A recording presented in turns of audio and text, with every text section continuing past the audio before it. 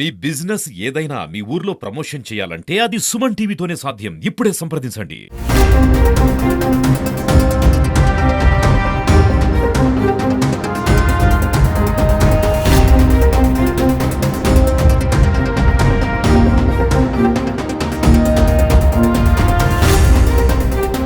నమస్తే, welcome to Suman TV.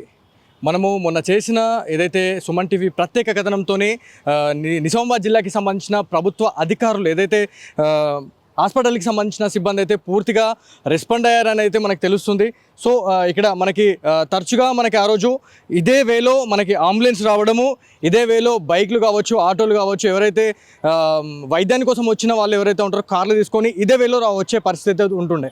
So మనము మొన్న ఏదైతే అధికారుల దృష్టికి తీసుకెళ్ళిన తర్వాత ఖచ్చితంగా ఇక్కడ మనకి ఈ దారానికి సంబంధించి ఒకటి కట్టేసిర్రు. ఖచ్చితంగా ఈ వేలో మాత్రం ఖచ్చితంగా వెహికల్స్ నడిచే పరిస్థితే లేదు అని చెప్పేసి కూడా మనకి ఇక్కడ స్థానిక ప్రజలు అయితే చెప్తా ఉన్నారు. అదేవిధంగా సెక్యూరిటీకి సంబంధించిన ప్రజలు కూడా చెప్తా ఉన్నారు. మొన్న ఇది యథావిధిగా ఉండే, సో ఇవాళ ఇక్కడ ఒక డేంజర్ సింబల్ ఉంది అని చెప్పేసి తెలవడానికి ఇక్కడ ఒక ఐటమ్ అనేది పెట్టిరు. సో సుమన్ టీవీ కథనానికి ఖచ్చితంగా అధికారులు అయితే స్పందించారు అని చెప్పేసి మనకి ప్రాథమికంగా తెలుస్తూ ఉంది.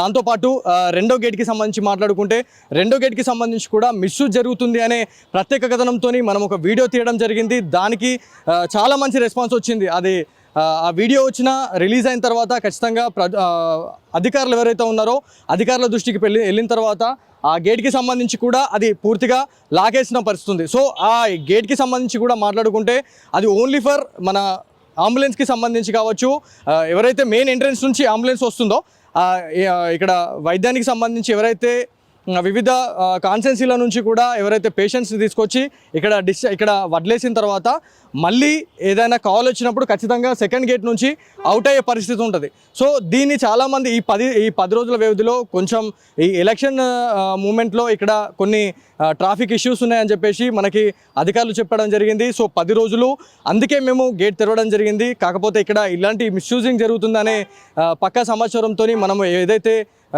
క్వశ్చన్ రేజ్ చేసామో దాని తర్వాత ఖచ్చితంగా గేట్కి తాళం వేసిన పరిస్థితి ఉంది. సో ఈ దారి గురించి మాట్లాడుకుంటే పూర్తిగా అంబులెన్స్కి సంబంధించిన రాకపోకలకు సంబంధించి పూర్తిగా నిలిపివేసిన పరిస్థితి అయితే ఉంది. సో మెయిన్ ఎంట్రెన్స్ ఇప్పుడు మనకి ప్రభుత్వ ఆసుపత్రికి సంబంధించి విజువల్లో చూడొచ్చు.